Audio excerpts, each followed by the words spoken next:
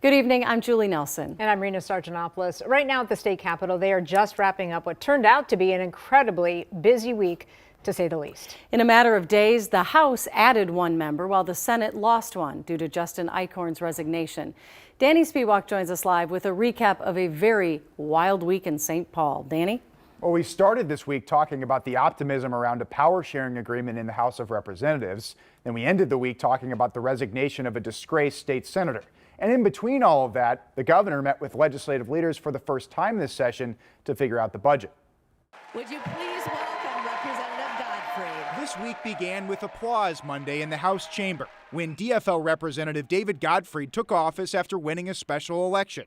His seat restored the House to a 67-67 tie, meaning the two parties are now sharing power on committees, although GOP Representative Lisa Demuth remains the Speaker. I think it's a great opportunity for us. Literally overnight, though, the mood soured at the Capitol when lawmakers learned Tuesday about the arrest of Senator Justin Eichhorn.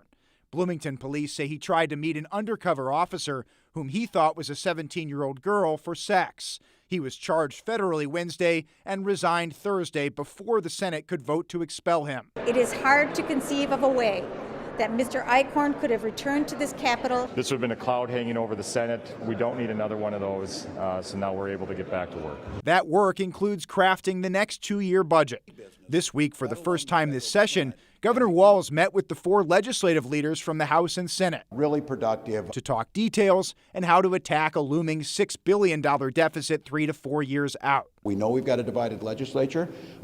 We know that we're solid and have a pretty healthy surplus for this year, but I'm very proud that Minnesota looks over the horizon and how do we tackle especially those health and human services cost drivers. The budget is due May 19th. Walz and Speaker Demuth promised to meet their deadline to avoid a special session. This is the time to make history in a new way and get things done on time when people don't think we could.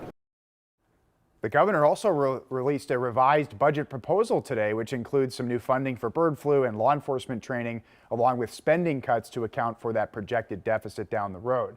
House Speaker Lisa Demuth on the GOP side says the governor's proposal still won't pass the House and that they have a lot of work left to do. Back to you. Well, it would certainly be historic if they got the budget figured out on time without a special session. We'll be hopeful. Thank you, Danny.